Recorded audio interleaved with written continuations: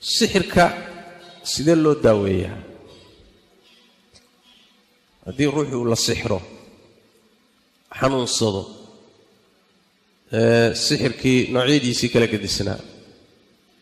see loo daaweeyaa maxaa lagu daaweeyaa waxaa lagu daaweeyaa laba nooc waa bannaan yahay noocna ma bannaana nooca bannaan waa arrimo dhowr ah mar sixirku intuusan kugu dhicin haddii baad dareenkiisa aad qabto sixirka ka hortag buu leeyahay xirsixidh buu leeyahay xirsixidhkiisana waxaa ka mid a in aad laasimto adkaarta inaad laasimto adkaarta habeenkii markaad seexanayso waagu markuu baryo gobolku markuu dhaco galabtii adkaarta muxuu ahaayey gurigaaga markaad ka soo baxayso gurigaaga markaad gelayso ruuxu markuu adkaartaa laasimo waa xirsixidh sixirka way ka ilaalinaya wixii la soo guguntay iyo wixii lagu talagalay meelay ka galaan ma helayaan shayaadiintii la soo diray markay yimaadaan ruuxani waaba ilaashan yahayba laanna adkaartu waxay keenaysaa addoonkan in ilaahay u sameeyo malaa'ig waardiyeysa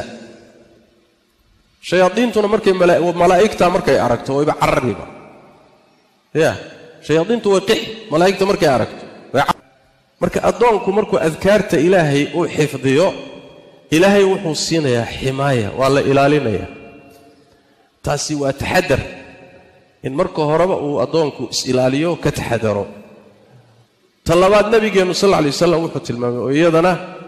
nooc taxadar iyo ka hortag ah wuxuu tilmaamay kamaa fi saxiixayn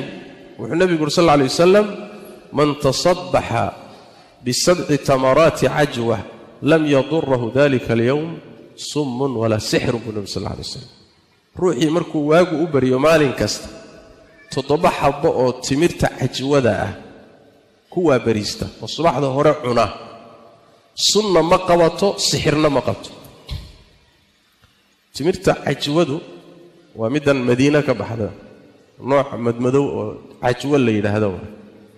oo timirta nooca ugu qaalisan baa taqriiban timirta noocaas oo kala haduu ruuxu subax kasta 7 xabbo ka cuno sunna ma karayso sixirna kari maayo wayadana waa nooc talaal ah way ka hortag waa nabiga inoo sheegay sallallahu alayhi wasallam xadiidkaasina saxiixaynku ku yaala hadduu ruuxu sixirkii ku dhaco oo xanuunsado qaababka iyadana loo daaweeyo waxaa ka mid ah qur'aanka iyo adkaarta lagu daaweeyaa waxaa tilmaamaya nusuus fara badan laakiin waxaynu ka soo qaadanaynaa nabigeenna salawaatu rabbi wasalaamu calayhi waa la sixiray xadiidka caaisha tilmaamaysa nabiga waxaa sixiray nin reer bani zurayqa oo yahuudi ah oo la dhihi jiray labiid ibn al-acsam nabigu sixray sallallahu alayhi wasallam nabigu marka sixirkii waa qabtay sidee buu u qabtay nabiga caqligiisa ma saameyn caafimaadkiisa kalena ma saameyn laakiin nabigu sallallahu alayhi wasallam wuxuu isleeyahay shaygan samee inuu sameeyay buu moodayaa mana sameeynin sibuu u qabtay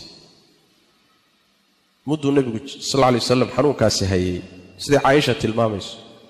nooc waxa ku dhacay ismoodsiisa shaygan waad samaysay ma sameeynin tayib muddo markuu sidaa ahaa ayaa maalin maalmaha ka mid ah ama habeen ayuu nabigu waxay tiri agteeda isagoo joogo ilaahay aad u bariyay dacaa wa dacaa ilaahay aad u bariyay wuu toogay ilaahay isu labiin bihiyay ilaahay ducadiisa marka waa aqbalay wuxuu igu yiri way tiri Aishoy ash'arti anna Allah aftani fima istaftaytu fihi ma ogtahay buu Aishoy ilaahay waxaan weydiistay inuu iiga soo jawaabay maxay tahay baa tiri wuxuu yiri laba nin baa ii yimid waa laba malag labada nin midkood wuxuu fadhiistay xagga madaxu ka fadhiistay midna xagga luguhu ka fadhiistay ayagoo saa u dul fadhiya iyo ku dul sheekaysteen marka isaguna waa dhageysanaya midkood baa wuxuu yidhi maa wajacu ar-rajul warninka xanuunkiisu muxuu yahay warigu waa jiran yahay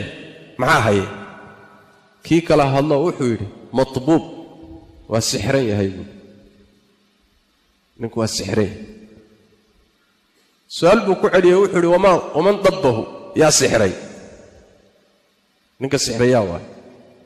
wuu jawaabo wuxuu yidhi labiid ibn al-Asam ninka yahuudiga baa sixray wuxuu yidhi fi ayi shay muxuu ku sixray sixirka muxuu isticmaalay wuxuu ku yidhi fi mishtin wa mushaatatin wa jifu tal'i nakhlatin dhakar wuxuu isku qasay ninkani waxyaalo badan iyo isu geegay shallada lagu shallaysto markuu ruuxu shallaysanaya timaha ka daata qaar ka mida geedka timirta ah qolofka timirtu markay baxayso qolof baa saaran geed lab ah qoloftiisa markuu midhuhu soo baxayaan qoloftaana wuu soo qaaday wuu ku daray intaa markuu isku daray ayuu haddana irbado ka taagtaagay irbaduu ku mudmuday waxbuu ku akhriyey intaasuu isku daray su'aal kaluu weydiiyey labadii malag baa sheekaysanaya macnaha markuu ku yidhi wuxuu ku sixray waa noocaas iyo haddana su'aal kaloo weydiiyo wuxuu yidhi wa ayna huwa sixirkii noocaas ahaa xaggee buu hadda ku jiraa xaggee buu geliyey markaasuu wuxuu ku yidhi ugu jawaabay fii bi'ri darwaan ceelka darwaan la yidhaahdo salkiisuu dhigay buu yidhi halkaasuu ku jiraa sixirka rasuulku marka sal alla alay wasalam waa soo tegey ceelkii buu yimid isagii saxaabadiisa qaar ka midoo la socda baa ceelka yimid caaisha waxay leedahay nebigu markuu ceelkii ka soo noqday buu ii warramay bay tiri wuxuu yidhi yaa caaisha kaanna maa'aha naqaacatu alxinnaa ceelkii waxaad mooddaa biyihiisu xinnaha marka la qaso soomaad arkay biyaha ka miirma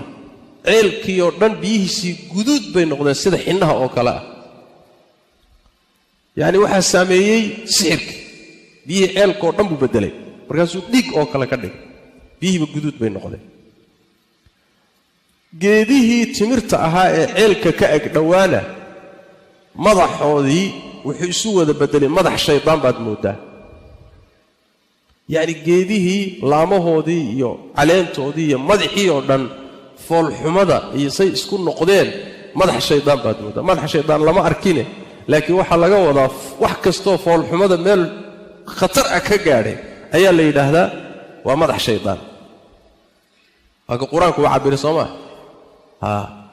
marka geedihii oo dhanna waa isbeddeleen ceelka biyihii ku jirayna waa isbeddeleen sixirkaas uu meesha ninkaasi geliyey sida culayska uu leeyahay iyo saamaynta ka timid baa waxaasoo dhan isbeddelka keentay waxay tidhi markaasaa waxaan ku idhi yaa rasuula allah afala stakhrajtahu marba haddii sixirkii aad heshay maad soo saartidoo maad gubtid ayib markaasaa nebigu wuxuu yidhi sal alla alay wasalam maadaama ilaahay ii caafiyey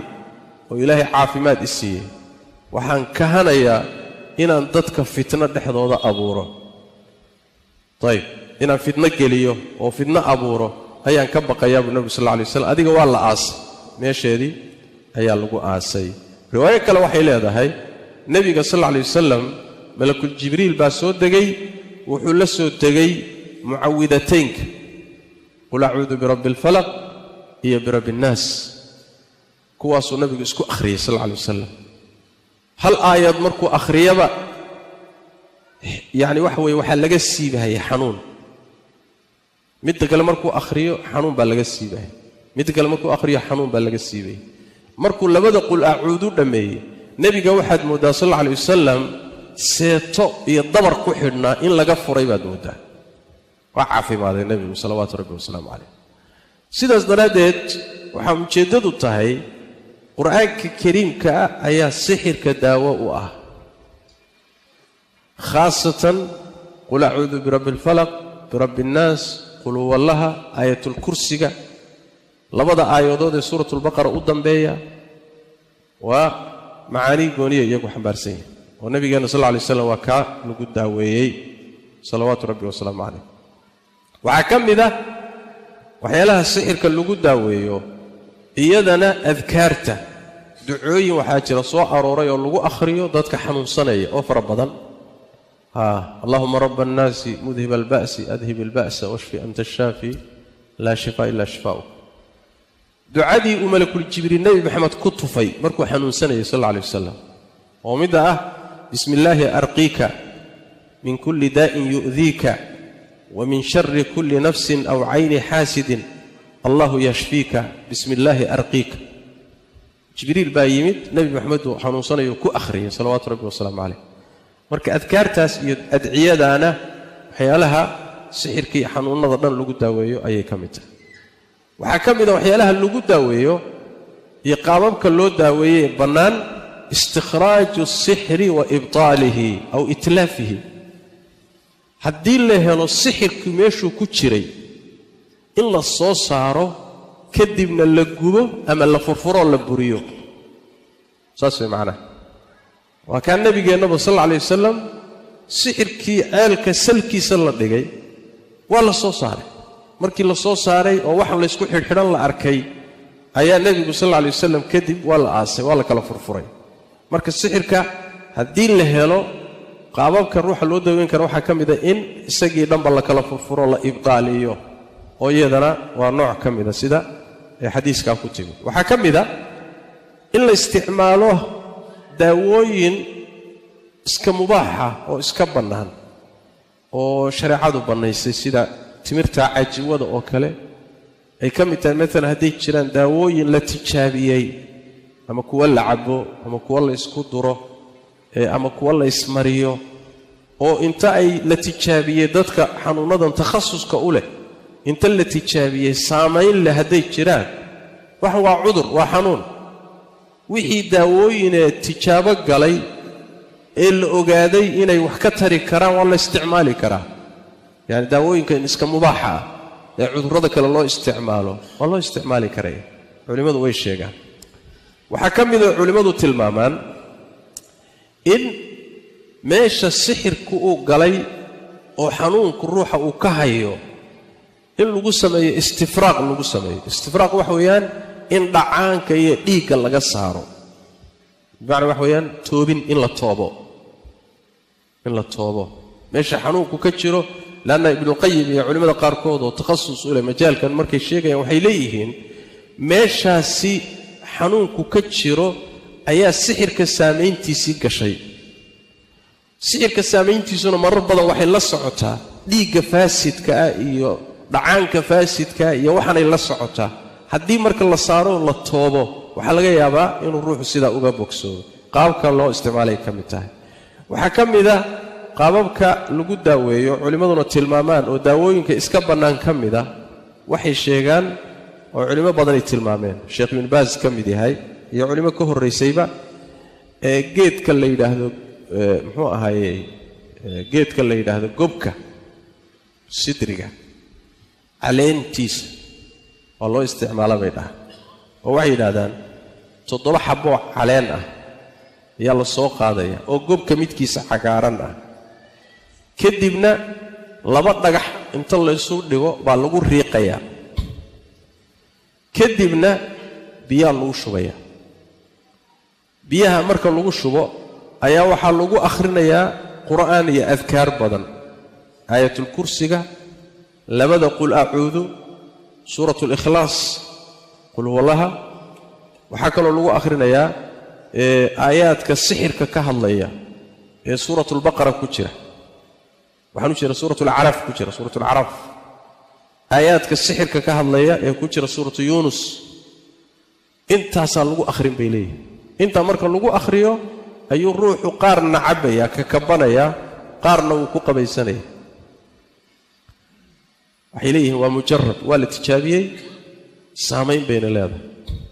mar labaad mar saddexaad buu ku noqon karaa ruux hadduusan caafimaad dareemin wuu wadayaa adugu waa qaababka taqriiban tijaabada ku yimid tijaabada nas ku yimid ma leh laakiin waa nooc tajriba ah waa xanuun waaye xanuunnada noocan oo kaleeta ana marar fara badan haddayna ruuxaaniyaad iyo shayaadiin la caabudayo iyo aan la aadaynin laakiin daawooyin aadamuhu intuu baranayo uu ku daaweynaya haddii la helo oo dhib ma leh laanna wax weeyaan cilmiga dibbigu tawqiifi ma ah kolba wixii soo baxa wixii la helo wixii bini aadamka ilaahay u furo way bannaan tahay macnaha ayib intaasi iyo wixii la mida sixirka in lagu daaweeyo bannaan tahay mid baan bannaanayn in sixirka lagu daaweeyo waa in sixir kale lagu daaweeyo waxaynu u naqaano sixir furyada diintuna u taqaano annushra yacni ruuxii waa la sixir kii sixray laftiisii baa loo tegaya markaasaa la leeyahay sixirka ka fur ama mid kaloo saaxiraa loo tegaya markaasaa la leeyahay ruuxan waa sixran yahay sixir furyo u samee sixirkii buu marka sixir kale ku furayaa taasi ma bannaana soo ma limaada lianna sixirka labaad ee la gelayo ee daawada lagu raadinayo isaguna waa gaalnimo soo ma marka gaalnimo daawo laguma raadiyo waa maaddo labaadee mafaasidda markuu galo oo gaalnimada ama dembiga weyn uu galo haddana inuu furo ama furi doono lama hubo mar badan baa waxaa dhacda intay dadka sixiraan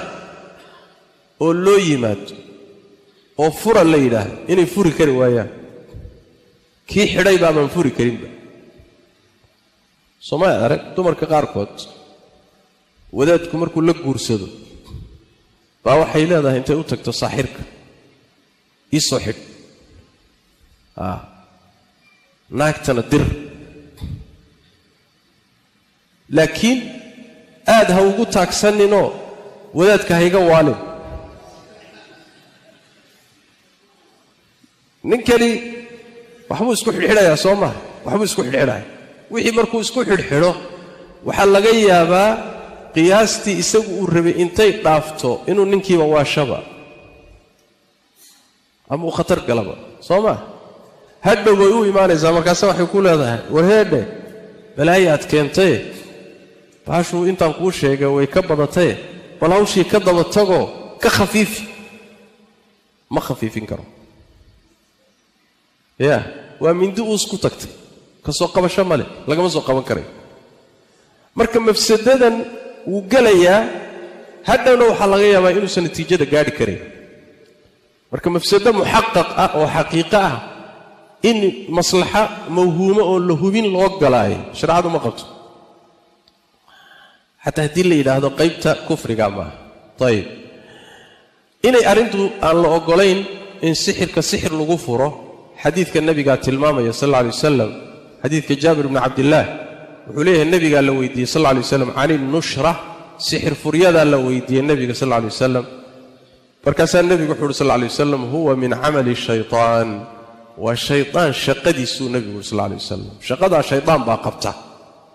shaqadaas sixir in lagu furaa shayaadiintaa qabata hawl shaydaan waa nebigu marka waa diiday sal alla alay wasalam xadiidka abu daawuud iyo axmed iyo bayhaqi baa soo saaray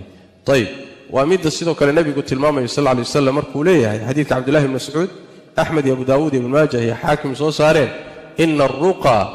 waaltamaa'ima waaltiwalata shirkun tufmooyinka kuwa wax sixraya tufmada ay samaynayaan intay wax guntaan ay ku tufayaan